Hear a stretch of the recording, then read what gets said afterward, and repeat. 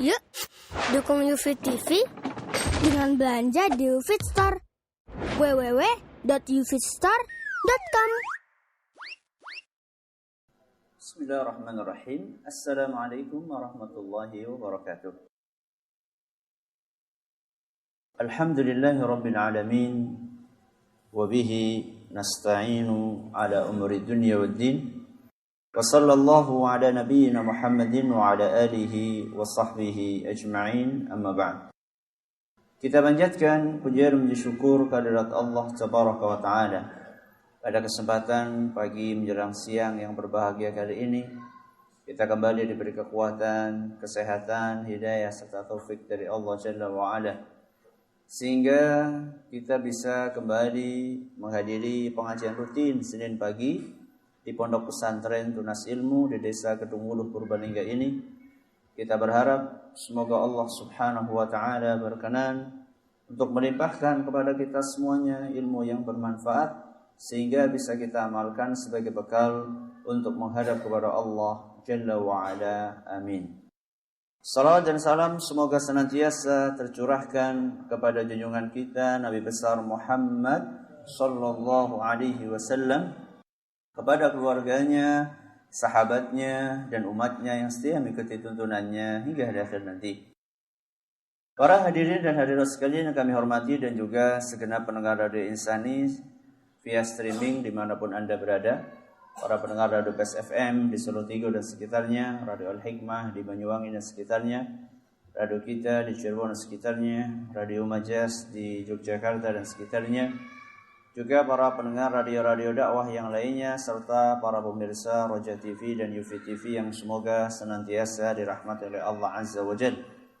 Alhamdulillah, pada kesempatan yang berbahagia kali ini kita kembali melanjutkan pembahasan tentang fikih doa dan zikir, yang kali ini memasuki silsilah nomor 110 dengan tema melampaui batas dalam beribadah dalam berdoa bagian yang kedua. Pada pertemuan yang lalu, kita telah menyampaikan bahwa melampaui batas dalam berdoa itu dilarang di dalam agama kita.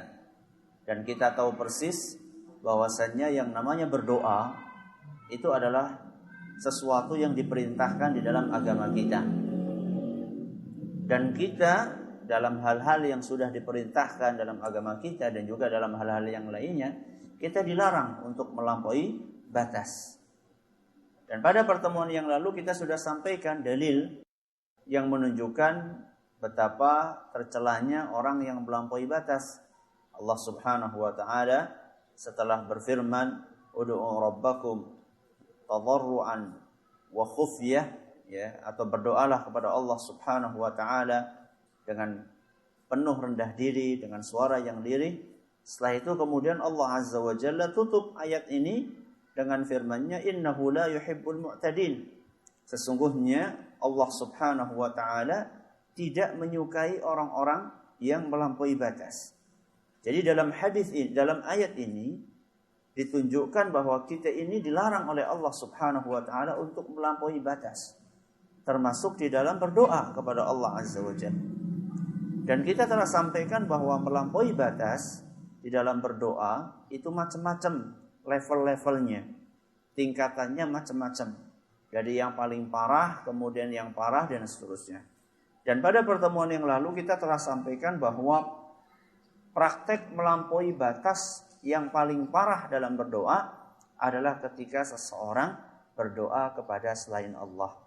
Ketika seseorang berdoa kepada selain Allah, minta kepada selain Allah, alias terjerumus kepada perbuatan apa? Syirik. Itulah melampaui batas yang paling parah.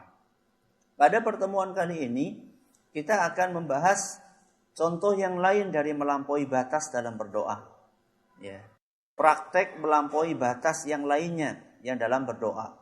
Apa itu? Yaitu ketika kita tidak sesuai tuntunan di dalam berdoa. Ketika kita tidak sesuai tuntunan dalam berdoa, alias kita berdoa, cara kita berdoa, ya, redaksi kita berdoa tidak sesuai dengan tuntunan yang diajarkan oleh siapa? Nabi kita Muhammad sallallahu alaihi wasallam. Mungkin ada yang bertanya, loh kenapa kita dalam berdoa harus sesuai tuntunan? Kenapa kita tidak boleh mengekspresikan keinginan kita semau kita?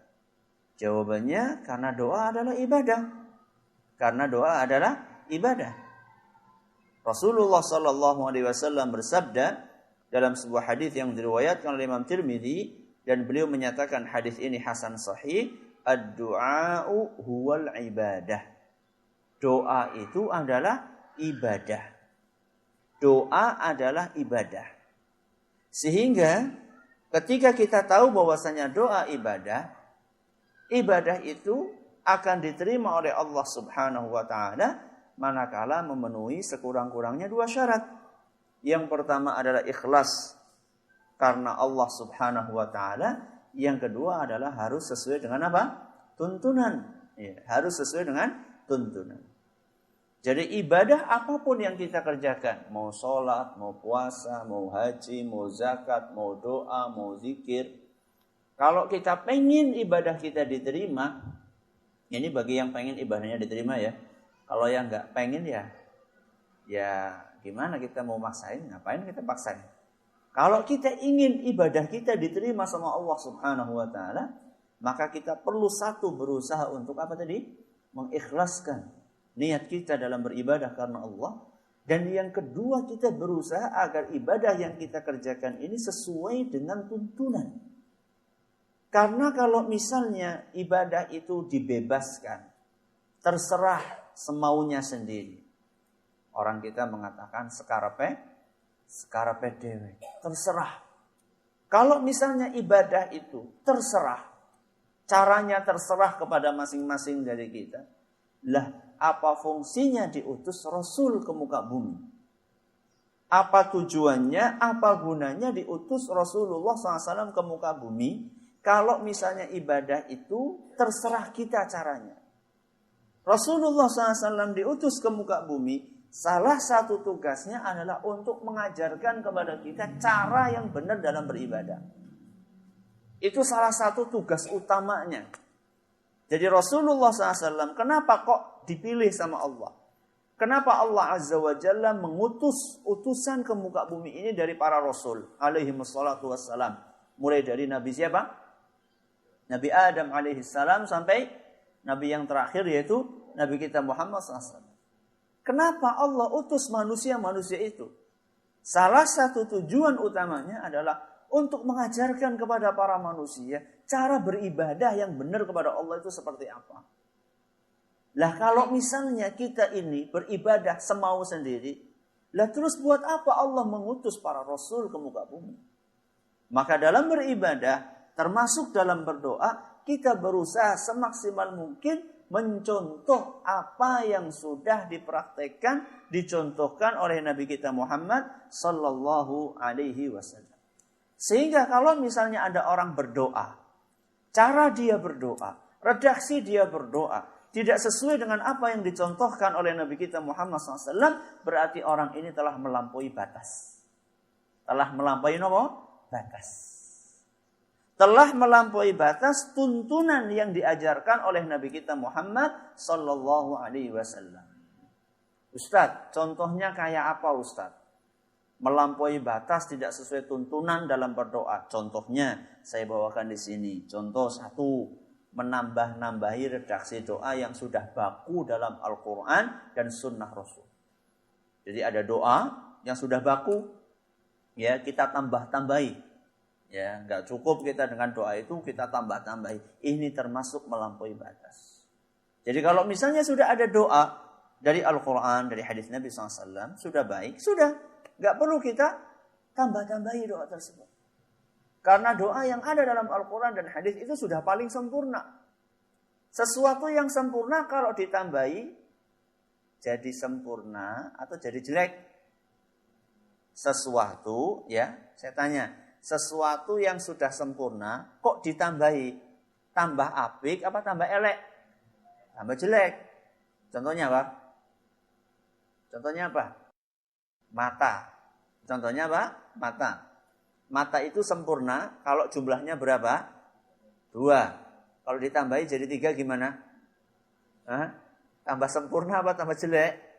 Tambah jelek. Ya. Nuwun sewu, telinga. Telinga itu sempurnanya berapa? 2. Kalau ditambahi jadi 4 gimana? Medeni. Ya. Sesuatu yang sudah sempurna, kalau ditambahi malah jadi jelek. Ya.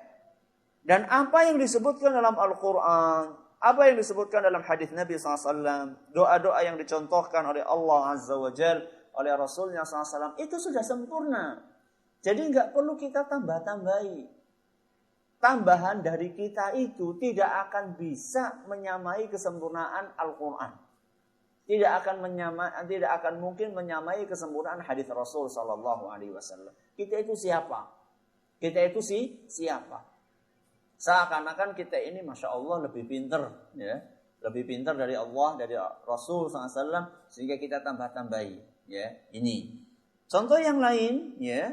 Contoh yang lain yang di antara praktek doa yang tidak sesuai dengan tuntunan adalah ngarang doa sendiri dalam waktu-waktu atau dalam tempat-tempat, momen-momen keutamaan yang sudah ditetapkan oleh Al-Quran dan oleh Sunnah. Contoh kayak gini. Doa iftitah. Doa apa? Iftitah. Doa iftitah ini kan ada contohnya dari Nabi SAW. Ya, misalnya ada yang membaca Allahumma ta'id, ada yang membaca wajjahtu wajhiyah, ada yang membaca subhanakallahumma wa bihamdik, dan seterusnya. Nah, kalau misalnya ada orang kemudian ngarang doa iftitah sendiri, lah, kayaknya kurang lah kayak itu. Nyetok gawe apa? Gawe dewek. Saya bikin sendiri saja doa iftitahnya, saya ngarang sendiri. Ini termasuk melampaui nopo? Melampaui batas. Atau misalnya doa sebelum makan. Doa sebelum makan. Ada beberapa doa dari Nabi SAW. Kemudian dia ngarang sendiri. Ya, dia ngarang sendiri doa sebelum makan. Ini juga termasuk melampaui batas. Doa sebelum tidur juga sama. Zikir setelah sholat. Ya, zikir setelah sholat diajarkan sama Rasulullah SAW. Astaghfirullah. Terus apa? Astaghfirullah, astaghfirullah. Terus Allahumma antas salam wa minkas salam, tabarakta ya dzal jalali wal ikram. La ilaha illallah wahdahu la syarika lah, lahul mulku wa lahul hamdu wa huwa ala kulli syai'in qadir. Allahumma la mani'a lima a'taita wa la mu'tiya lima mana'ta wa la yanfa'u dzal jaddi minkal jadd. Disambung lagi zikir-zikir yang lainnya oleh Nabi SAW diajarkan. Tahu-tahu ada orang datang-datang, wah ini kurang sip ini. Kurang apa? Kurang sip. Saya tak bikin sendiri. Zikir khusus habis sholat untuk kelompok kami. Ya. Jadi merasa dengan kelompoknya ini, dia bangga dengan kelompoknya. Ini adalah ciri khas kelompok kami. Kalau habis zikir, habis sholat, kami pengen beda dengan muslim yang lainnya. Subhanallah. Ini termasuk melampaui apa? Melampaui batas. Jadi dalam berdoa, dalam berzikir, dan dalam ibadah yang lainnya, seorang muslim itu cukup sami'na wa ata'na. Kita ini cukup sendiko dawuh.